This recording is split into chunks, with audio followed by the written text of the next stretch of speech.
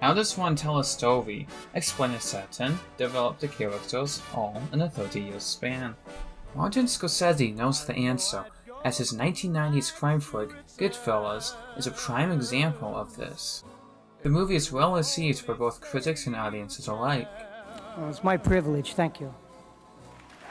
Due to many factors, the action, the dialogue, and much more.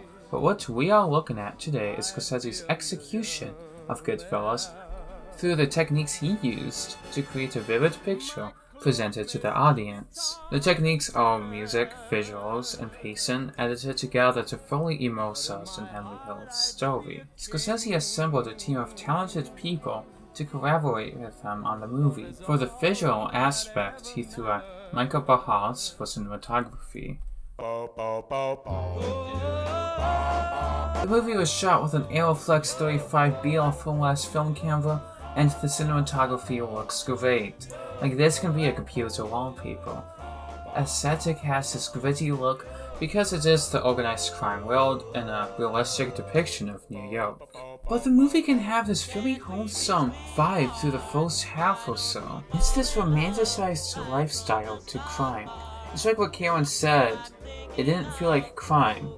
The scenery had this very warm look. Everyone's happy, everyone knows each other. These photos look like something you'd find in a grandmother's photo album. All the sets and outfits are very real and authentic thanks to Richard Bruno for the costume design and Christy Zia for the production design. The cinematography is managed to put us in the scene. We feel like we are moving along with Henry Hill due to the many tracking shots to target the character. Pay attention to the screen. When he's walking, we walk with him. Times when the camera stops is when the characters stop. It's like we are at the table with these people here or here. Everyone talks about the Capablanca scene, but for good reason. Henry leads the way like he's in control. Him going through a back entrance conveys the special treatment he gets from staff. He greets everyone and everyone's friendly back, creating a friendly environment. We turn and maneuver around everyone, like we're behind these two. We are brought to our table, and the camera still manages to move up without cutting. It all has the sense of wonder to the scene. Sometimes static shots are just as effective. The How My Funny scene uses very still, too, static shots that switches perspective shot, reverse shot, which allows the tension to build and build as you see the faces of the others turning with concern. The two shots make us pay attention to Tommy's seriousness and the reactions to it. It all develops him as an unpredictable character.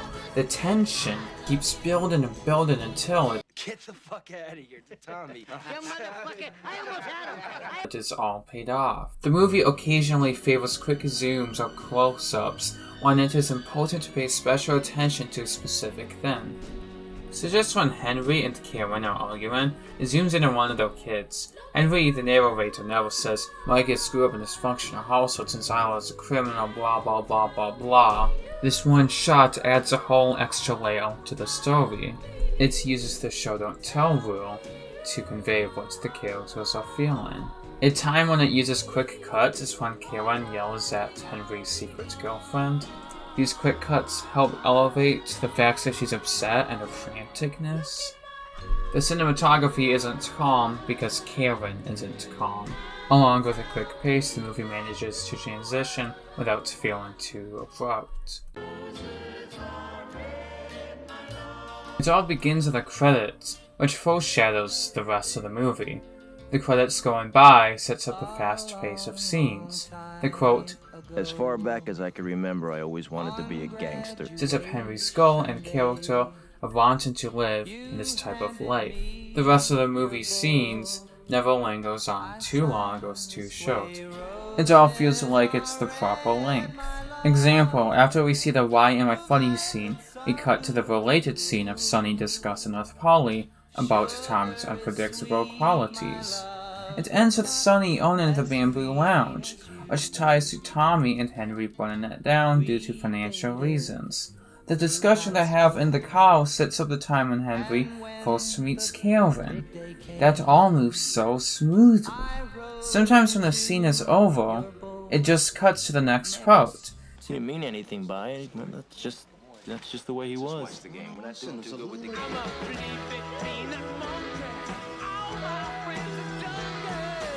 Sometimes the movie freeze frames in a key moment that's important, so Henry can have a second to say something to get his point across. That's when I knew I would never have come back from Florida alive. Go bring your attention to the wedding for Karen and Henry. People at the wedding are all interacting and having fun. Our eyes lay on the wide scope of the place. We follow Karen and Henry dancing with each other. It's like we're there with them. The music adds to everything, giving a romantic and dreamlike feeling. The song is Life is But a Dream by the Helptones. It all works together to make us relate with Karen as she says, Thought I was drunk. and I guarantee that scene would not be as powerful without music. This is one of many instances throughout the flick that is synchronized to music. Music is used to convey a feeling and impact of scenes. Scorsese had songs in mind when writing the script, and even more ideas in the editing room. He worked with editor Thelma Schoonmaker and music supervisor Chris Brooks to create the scenes. Scorsese has two rules when creating a soundtrack. The rules are: 1. Use music that fits the time, because it makes the setting feel authentic. This adds to my point of how homelike and nostalgic the older Mafia stuff is represented. The music later shifts to later 60s and 70s rock to add on to the point that we are entering a new era. 2. The songs must add or comment to the scene. The lyrics can subtly talk about the state of the situation or characters. These two rules, along with visuals, can be shown in the turning point of the story, the killing of Billy Batts. Most of the movie up to this point has an almost beautiful depiction of the Mafia lifestyle. But here's when things take a change to a more gritty and harsh reality of the Italian mob. Always dreamed the boy I love would come along. The time code set here means it's an important date. Something is going to change the course of the movie. The show The Boy I Love by the Crystals play. It's not about being in love with a boy that isn't perfect or doesn't meet the expectations set. This song can be used to explain Henry's relationship with a criminal life. The tension between Tommy and Billy build up until he yells at Billy and tells Jimmy and Henry to keep Billy here for when he returns to Rackham. Henry and Jimmy try to de-escalate the situation. Later, when Tommy returns, a different song is now playing that contrasts the previous music, Atlantis by Donovan. It's a song about the fantastic world, Atlantis, well, obviously, but it could be considered to relate with Henry's fantasy of the Mafia lifestyle. The song is different, the first of many later rock songs we'll hear, because this is a transition to a new era for Henry and the Mafia. These songs tackle subjects that are presented in the movie, such as drug use, cheating, violence, and pride. Billy Batts gets horrifically murdered. Jimmy and Tommy seem unfazed, while Henry is scared. Henry is worried, while the other two are much more relaxed. My shoes. I don't want to get blood on your floor. His reaction speaks volumes. Henry is shown he's not like the others. He's more of a moral compass compared, but he's still a very flawed human being. This moment makes Henry Hill be a conflicted character. Although he always inspired to be a wise guy, he's not one of them at all. Shown by his dislike for violence, he is instead in love with the idea of the mob due to the respect and power they have. He turns to drugs to keep up that sense of excitement, and that's why Atlantis relates. See, it all came full circle, it wasn't a side tangent. Notice how the scene at Tommy's mom's house has no music. When the movie is focusing more on dialogue, the music stops, such as when Karen is yelling at Henry in jail, because she notices Henry's other girlfriend visiting him. The chatter of the background amount of people creates claustrophobia. The yelling of Karen creates tension. More tension is created from a baby crying, and Henry is trying to calm everything down.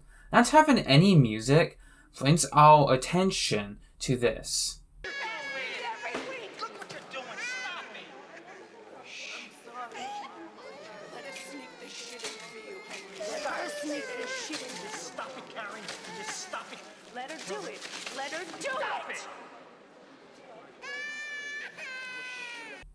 Music plays during Henry's mafia life, and it only doesn't play when it's either paused or stopped.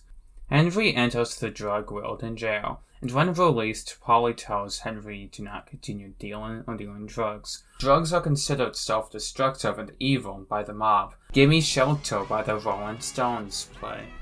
A climactic song that helps deliver the impact how Henry is now deep in drugs. It's an anti-Rose song, which brings a sense of turmoil that matches how Henry's drug usage is creating a big risk for himself and others. Another instance of great song usage is when Jimmy in slow motion looks at Movie. It is a cold, calculated stare, and it's effective in telling the audience Jimmy is up to no good. Jimmy's eyes are set on Movie, and he is going to whack him. Jimmy's cold heart whacking everyone with ties to the Lavanza heist leads to the Layla scene. We hear the beautiful song, Layla, by Derek and the Dominoes, as we see dead bodies everywhere. A beautiful melancholic song is contrasted by the horrific, gruesome imagery. Film historian Glenn Kenny describes this in an article by the Reno. It's almost like these atrocities are being witnessed by the angels. We look down seeing how so much people were killed as Henry narrates the situation. When they found Carbone in the meat truck, he was frozen so stiff it took them 2 days to thaw him out for the autopsy. It's like Henry's world is unraveling around him. In this scene, Jimmy hears that Tommy is gonna become a made man. Jimmy is happy for him, and the song now works in an act of celebration and remembrance. But Tommy ends up getting whacked as karma for the death of Billy Batts and his other actions. The grand opus of these visual and musical techniques is in the scene referred to as Last Day as a Wise Guy. The final scene of Henry being a mobster is a climax for the movie, so there is already a splendid video essay on the scene by The Discarded Image, so I'll just briefly go through this scene with some of my own interpretations.